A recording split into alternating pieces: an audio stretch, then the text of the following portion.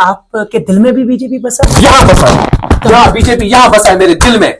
हिंदुस्तान यहाँ बसा है, बीजेपी यहाँ बसा है मेरे दिल में। मैं सीना ठोक के कहता हूं, मैं किसी आतंकवादी से नहीं डरता, मैं किसी पॉलिटिकल पार्टी से नहीं डरता, सीना ठोक के कहता हूं यहाँ पे बीजेपी बसी है।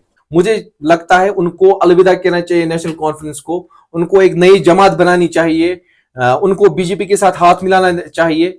शायद क्या पता उनको डिप्टी अबरार साहब मानते हैं क्या, आप ये चीज मानते हैं कि अगर रोहल्ला नेशनल कॉन्फ्रेंस को छोड़े और वो बीजेपी में आए? नहीं, देखिए बात हक की है ना, आगा रोहल्ला साहब हक की बात करते हैं, मैं कहता हूं वो हक की बात करते हैं, दैट इज व्हाई उनकी और उमर अब्दुल्ला साहब की नहीं बनती। आज खास बातचीत करने के लिए हमारे साथ मौजूद है social and political activist Syed Abrar, और हमेशा के लिए जो है बड़े बड़े बयानबाजी के लिए माने जाते हैं, और आज मेरे साथ खास बातचीत करने के लिए मौजूद है।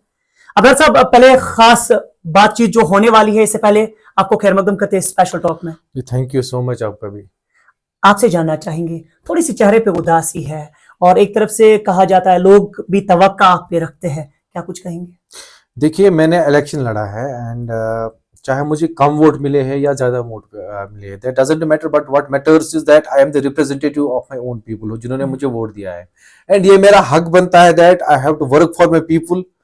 मैंने उनके काम करने हैं, जो मैंने उनके साथ वादे किए थे उस वक्त वो वादे मुझे पूरे करने हैं, एंड अगर मुझे उन सब चीजों के लिए, वो वादे पूरे करने के लिए कहीं पे भी जाना पड़ेगा, किसी से भीख भी मांगनी पड़ेगी, I am ready for that, मुझे कोई इशू नहीं है, मुझे किसी के पैर भी पकड़ने पड़ेंगे and I will go for that, I don't have any. आप पे 70 साल कोई हुकूमत करता है और फिर आप उनसे आउटकम नहीं पूछेंगे, what you have done for us, आपने हमारे लिए क्या किया है? They have done nothing for us. What they have given to us, उन्होंने हमें दिया क्या है? लाशें दी है। 40,000 नौजवान इस वक्त कब्रों में है। अगर उनसे पूछा जाएगा ना कि आपका कातिल कौन है, वो उठ के बोलेंगे हमारा कातिल फारूक अब्दुल्ला और उमर अब्दुल्ला। आपसे मैं जानना चाहूंगा, कौन कश्मीरियों का मदावा कर सकता है? कौन कश्मीरियों की आवाज सुन सकता है? कौन कश्मीरियों के जो जले हुए दिल है, जो कश्मीर की आवाज है, दबी हुई आवाज, कौन ये सुन सकता है? Only hope is BJP, भारतीय जनता पार्टी।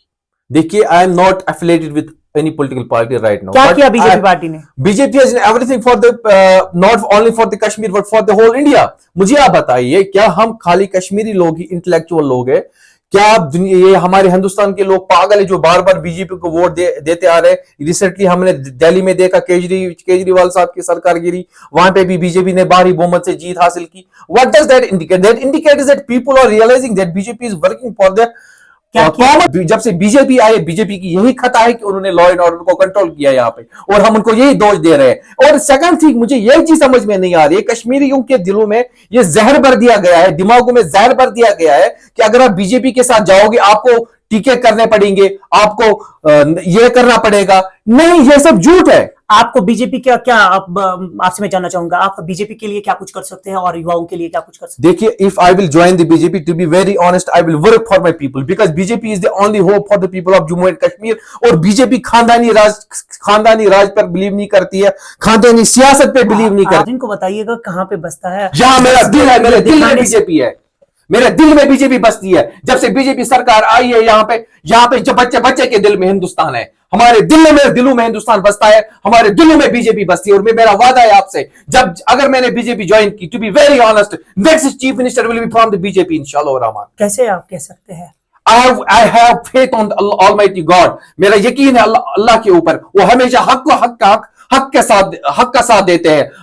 जब से बीजेपी सरकार में आई है, यू विल सी, आप चेक कीजिए, आप आउटकम चेक कीजिए कि बीजेपी ने आपके लिए कितना काम किया है। यहां पे रास्ते, मैं अपने गांव की बात करूंगा, मामूसा एक विलेज आता है पटन कॉन्स्टिट्यूएंसी के अंदर, यहां का रोड मैक्डोमाइज नहीं हुआ था काफी सालों से।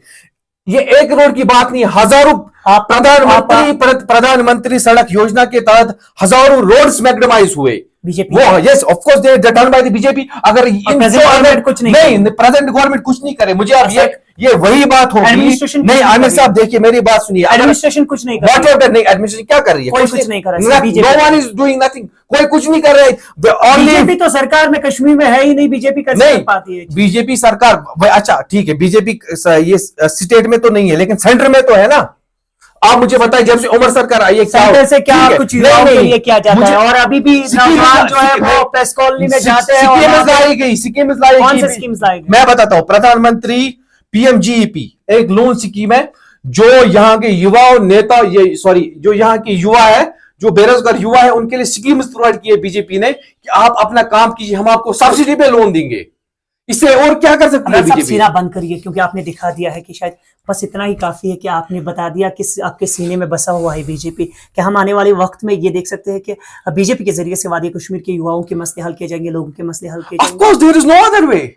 देखिए, मैं आपको आमिर साहब सीधा बोलना चाहूंगा, एंड मैं मुखातिब पूरे कश्मीर के लोगों से, पूरे कश्मीर के आवाम से। आपने अगर किसी से लैंड खरीदनी है, if you will hire some broker, अगर आप किसी दलाल को, किसी ब्रोकर को हायर करेंगे कि मुझे यहाँ पे लैंड चाहिए फल किसी जगह पे, तो वो ब्रोकर क्या करेगा, वो ऑनर से बात करेगा, बट वो आपकी डील करवा देगा, but he will gain his own commission.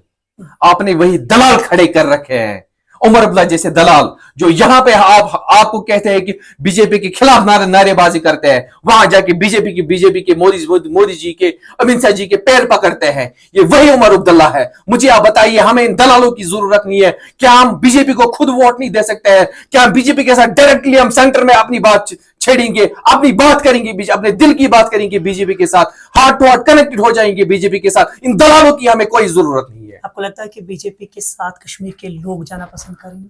Y not so? मैंने कई जगहों पे भी मैं गया, मैंने देखा कि लोग बहुत तंग आ गए हैं इन सब चीजों से। हाँ, मैं लोगों से बेरोजगार नौजवान पता है कश्मीर में कितने हैं? Because of what? 70 सालों से नेशनल कॉन्फ्रेंस ही तो थी, उन्होंने बेरोजगारी यहाँ पे कायम की, उन्होंने आपके बच्चों को जेलों में, नहीं आप बात सुनिए मेरी, उन्होंने आपके बच्चों को, आप मेरी बात सुनिए, नहीं आप मेरी बात सुनिए, 5 अगस्त की बात मत कीजिए, आप वो मत छेड़िए। आप 370 से मुझे बताइए आपको क्या फायदा था? एक फायदा बताइए, मैं बताता हूं कि कितने फायदे हैं 370 के बाद। आप बताइए मुझे कौन सा, कोई फायदा था ही नहीं 370 से।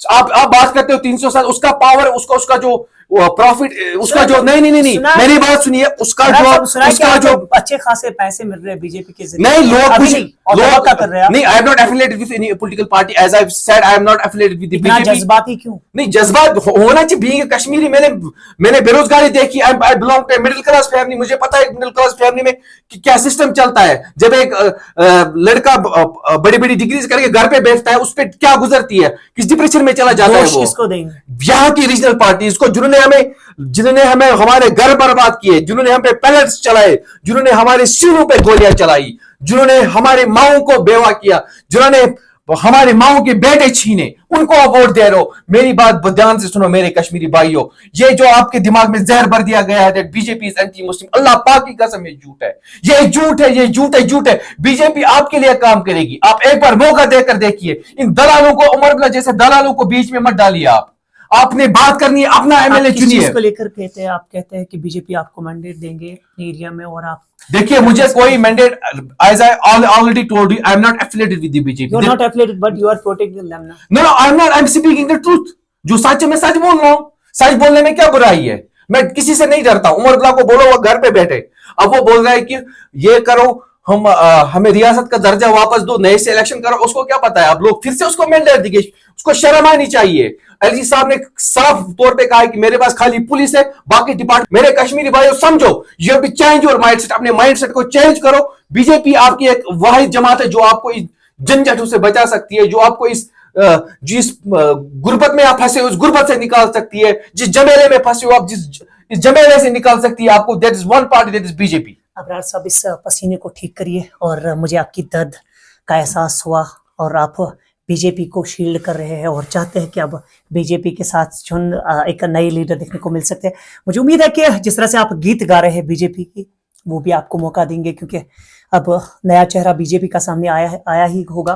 क्योंकि कहीं ना कहीं हम ये मान सकते हैं कि जिस तरह से जज्बाती हो गए, और बीजेपी की बातें जो है किस तरह से इन्होंने सामने रखी है, और साथ ही में रीजनल पॉलिटिकल पार्टीज के बारे में उन्होंने कहा है, किस तरह से उन पे दोष दिया है।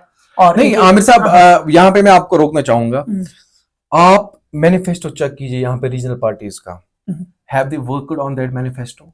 अभी तो कम टाइम ही हुआ। कम? व्हाट इज कम टाइम? 70 साल कम टाइम था।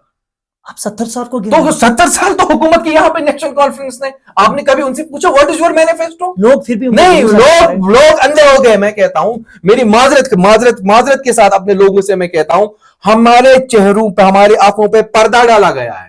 नेशनल कॉन्फ्रेंस ने पर्दा डाला है, जहर आपके दिमागों में डाला है दैट मुझे आप बताइए, आपको एक important question मेरा आपसे। लास्टली लेट मी क्लियर, आपको बीजेपी ने कभी नमाज पढ़ने से रोका है? Never ever. आपको बीजेपी ने कभी मस्जिद बनाने से रोका है? Never ever. आप नहीं पढ़ोगे, आपकी गलती, आप बीजेपी को क्यों दोष दे रहे हो? वक्फ बोर्ड किस लिए बना? वक्फ बोर्ड किस लिए बना? हमारे बेनिफिट के लिए, क्योंकि जो चोर बैठे थे वक्फ बोर्ड में, उनको उन चोरों को निकालने के लिए वक्फ बोर्ड बनाया गया। सबसे पहली बात, इन्होंने असेंबली में अपने तनख्वाह की छेड़ी, इन्होंने किसी गरीब के बारे में नहीं सोचा।